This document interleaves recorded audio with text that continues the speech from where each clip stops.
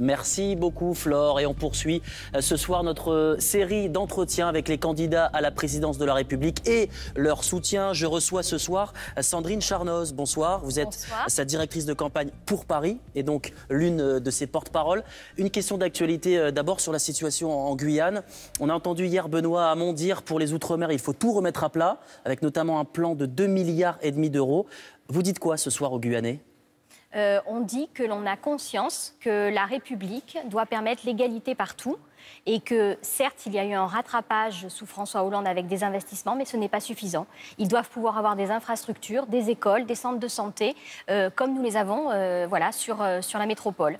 Et c'est important que la République, que nous voulons, c'est-à-dire bienveillante, apaisée, que ce ne soit pas une République de mots, mais vraiment une République dans les actes, soit au rendez-vous dans le prochain quinquennat.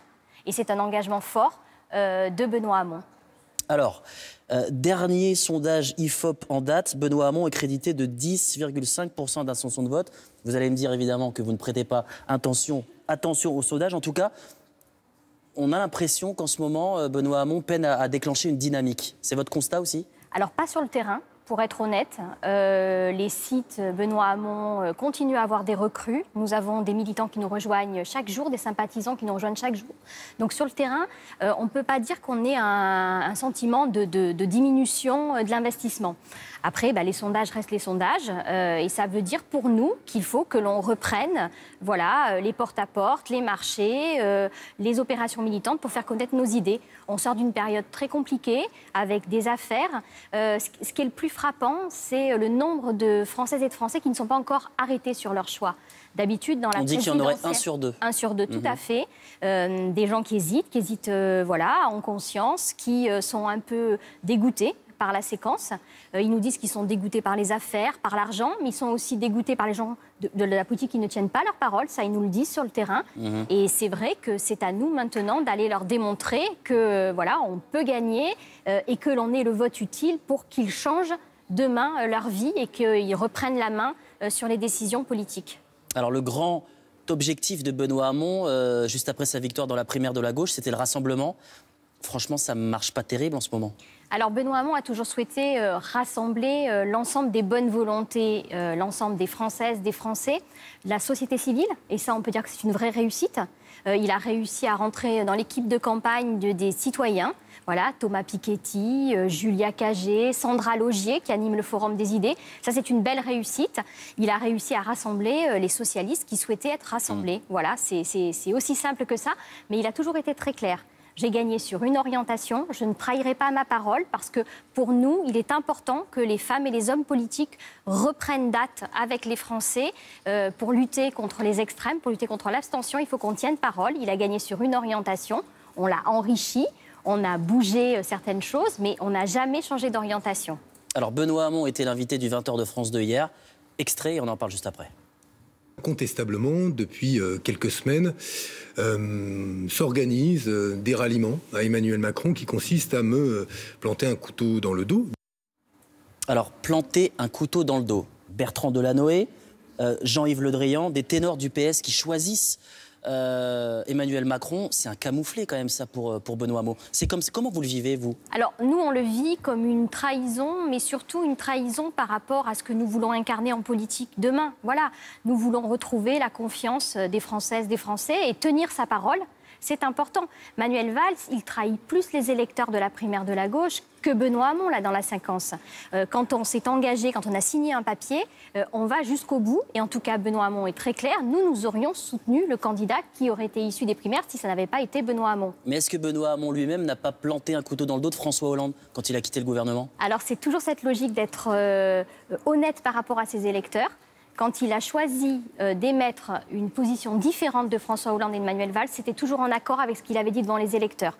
Nous pensons que la démocratie, c'est vraiment ce qui a le plus cher à chérir et qu'il faut vraiment que l'on reste fidèle à nos idées et à nos valeurs. Un peu de mathématiques maintenant, si vous le voulez bien. Oui. Benoît Hamon, 10,5%. Dernier sondage, Jean-Luc Mélenchon, 14%. Si on additionne les deux, on est quasiment à 25%, c'est-à-dire au niveau d'Emmanuel Macron et Marine Le Pen. Ça ne vous donne pas des regrets, franchement ? Écoutez, nous avons tenté au lendemain de la primaire de mettre en place cette union de la gauche. Pour faire une union, il faut être deux. Alors voilà. Justement, vous êtes dans les petits secrets. Pourquoi ça n'a pas marché, cette alliance entre Jean-Luc Mélenchon et Benoît Hamon? Il y avait des différences énormes sur l'Europe, sur l'international. Benoît Hamon est un candidat qui croit en l'Europe et qui pense que nous avons une fenêtre de tir pour renégocier. Il ne porte pas le même projet européen que Jean-Luc Mélenchon sur l'international, par rapport notamment à la position par rapport à la Russie, qui est une très grosse différence qu'il a exprimée sur le plateau de France 2. Voilà, nous pensons qu'il faut une Europe de la paix, de ne pas bouger les frontières, se faire respecter par Poutine, faire attention aussi à Donald Trump qui est en train de se désengager. Et nous pensons qu'il y a une fenêtre de tir pour la France pour reprendre date avec l'Europe et construire l'Europe que nous voulons. C'est une grosse différence, voilà. Et puis ensuite, Jean-Luc Mélenchon pensait que l'Union ne pouvait faire que derrière sa personne. Mais est-ce qu'il y a des militants Quand vous êtes issu d'un vote démocratique, vous avez 2 millions de personnes qui se sont déplacées. Mais est-ce qu'il y a des militants au sein de votre camp qui disent aujourd'hui pourquoi pas se retirer au profit de Jean-Luc Mélenchon, qui a une dynamique un petit peu plus intéressante en ce moment? Moi, je pense que la dynamique, c'est quelque chose que l'on construit. On a peut-être une passe un peu compliquée, avec notamment ces trahisons qui se distillent. Je veux dire, Le Drian qui part le jour où on annonce le programme de défense, vous n'allez quand même pas me dire que c'était pas calculé. Voilà, donc on a une séquence un peu compliquée. Il est hors de question que Benoît Hamon se retire? Il est issu des primaires. 2 millions de personnes se sont déplacées. Encore une fois, si l'on ne veut pas décevoir les Français, on ne veut pas trahir la parole, il faut aller jusqu'au bout de la séquence. Quitte à faire perdre la gauche. Nous essaierons de faire gagner la gauche, en tout cas nous nous y employons. Et l'arithmétique en politique, ça ne marche pas, c'est la dynamique qui importe. Et il faut que les Français comprennent que le vote utile, c'est un vote de projet, un vote pour eux, et que Benoît Hamon est prêt à rassembler et à gouverner demain. Alors nous avons suivi vos militants sur le terrain. On regarde ce reportage d'Ambroise Ducher et on en parle juste après, regardez. Leur candidat s'appelle Benoît Hamon. Bonjour. C'est un train pour les présidentielles, madame, simplement. Pour convaincre les électeurs, ces militants descendent dans la rue 4 fois par semaine. Mais pas toujours évident de se faire entendre. Mais madame, quand ils sont élus, ils en ont rien à foutre de nous. Il y a des choses qui ont été faites. C'est très bien, madame. Je sais très bien. Il y a des choses qui ont été faites. On verra bien. Si on va voter pour lui, on verra bien. Benoît Hamon est en recul dans les sondages, en 5e position derrière Jean-Luc Mélenchon. Un contexte difficile pour ses militants. Il n'y a pas d'engouement, il n'y a pas de passion pour aucun des candidats. Et à 4 semaines, les points d'interrogation sont très nombreux. Une indécision qui se ressent aussi chez certains électeurs.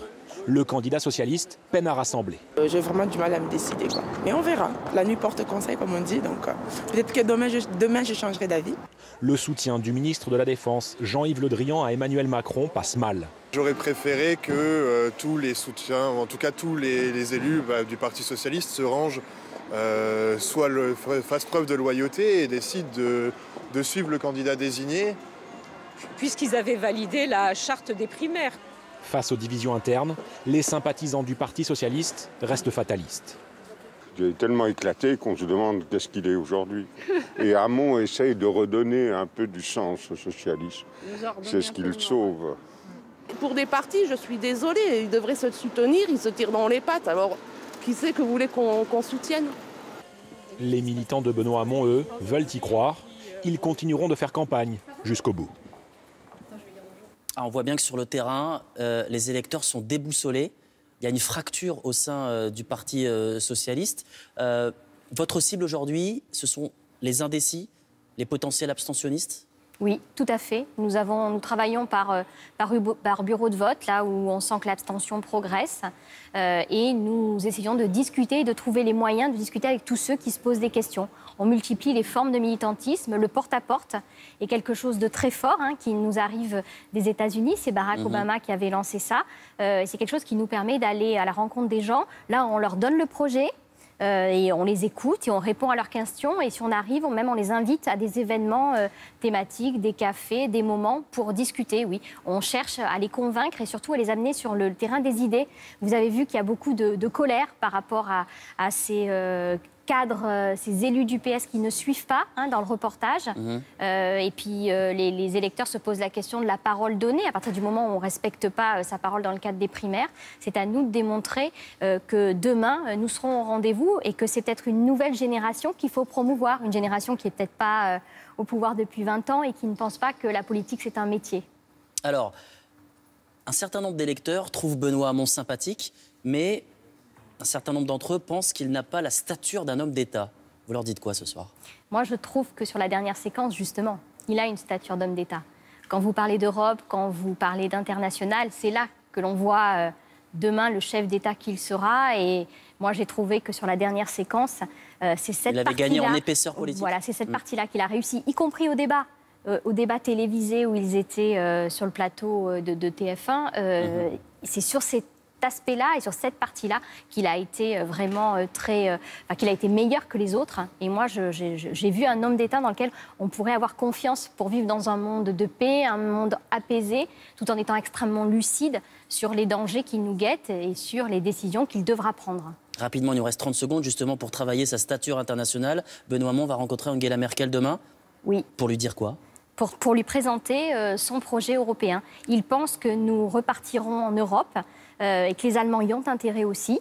Les Anglais partant, le Brexit, la crise des migrants que nous n'avons pas résolue ensemble, fait que demain, l'Europe peut être une solution pour tout le monde et qu'il veut démocratiser la zone, qu'il veut mettre un traité d'énergie sur la table, comme nous avions construit l'Europe du charbon. Donc il a un vrai projet européen.